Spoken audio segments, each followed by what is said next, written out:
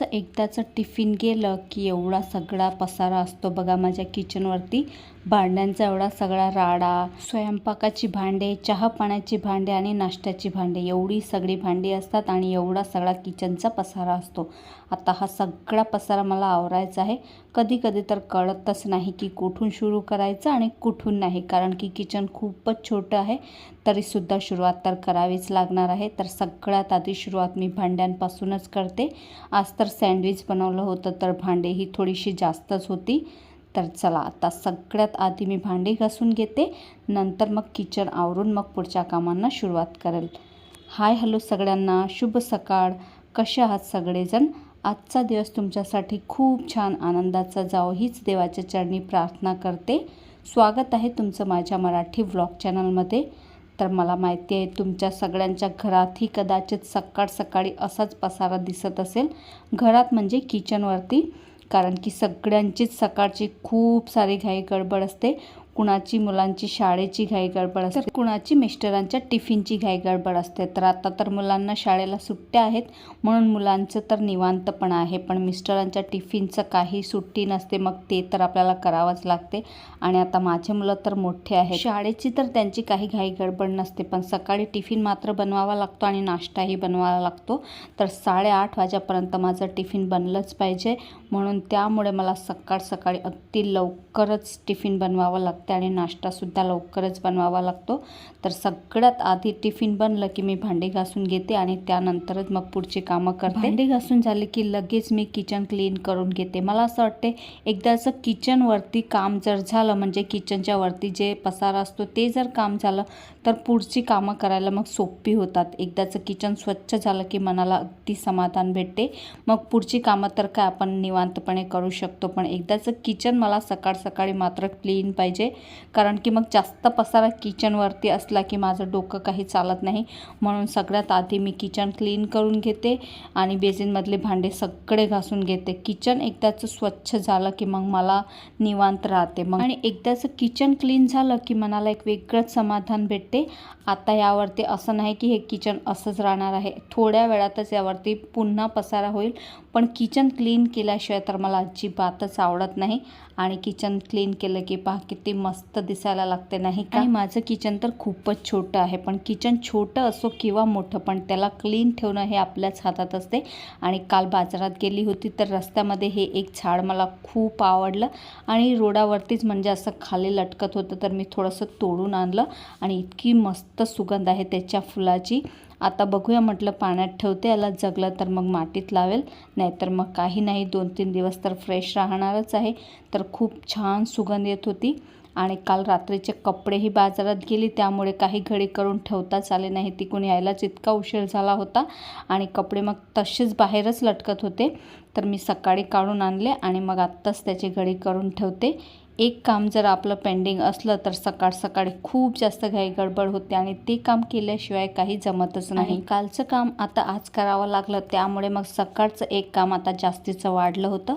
चला त्या कपड्यांच्या घड्या करून ठेवले, आता पुढच्या कामांना सुरुवात केली. किचनची काम झाली की लगेच मी हॉलमधली डस्टिंग करून घेते. हा सोफा कवर आहे ना, तसं तर काही अस्ताव्यस्त होत नाही, कारण की लहान मुलं नाहीच आहेत माझ्या घरामध्ये, पण तरीही त्याला आपण बसतो कसेही पाय वरती ठेवतात, त्यामुळे मग त्याचं झापटझुपट करणं तितकंच गरजेचं असते. त्यामुळे एक वेळा सगळ्या सोफाची अशी झापटझुपट करून ठेवते. कवर थोडासे अस्तव्यस्त झालेले असतात ते सुद्धा नीट करून ठेवते. सोफा जोपर्यंत नीट नेटका दिसत नाही ना, तोपर्यंत काही आपलं घर अस्ताव्यस्तच दिसत असते. त्यामुळे सगळ्यात आधी मी सोफाच नीटनेटका करून ठेवते आणि त्यानंतर मग पुढच्या कामांना सुरुवात करते.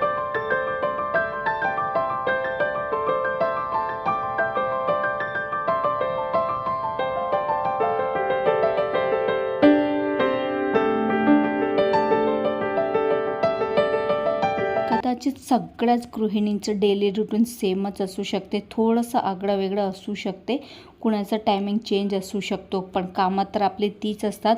सकाळची टिफिन बनवायची, स्वयंपाक बनवायचा, नाश्ता बनवायचा, झाडू मारायचा, लादी पुसायची आणि कपडे धुवायचे. आता तर मशीन आहे म्हणून कपडे धुवायला एवढं काही लागत नाही, कधी कधी धुवावे लागतात हाताने.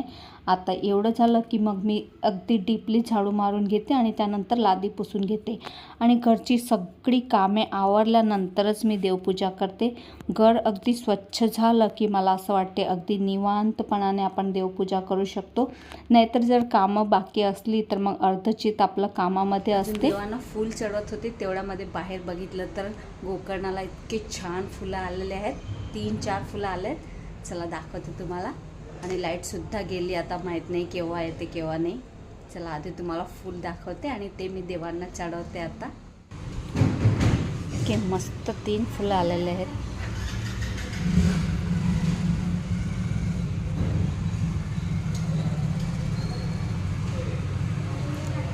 कडा पण बघा खूप सारे आहेत.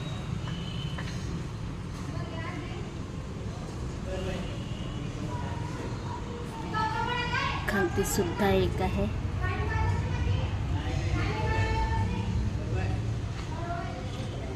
तर हे एक मी तोडते.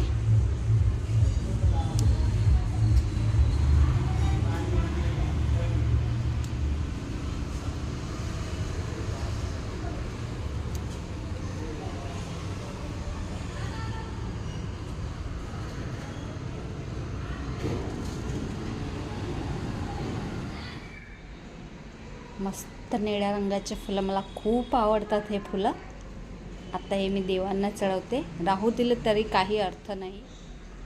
तर मस्त फुलं तोडले, आता मी देवांना चढवते.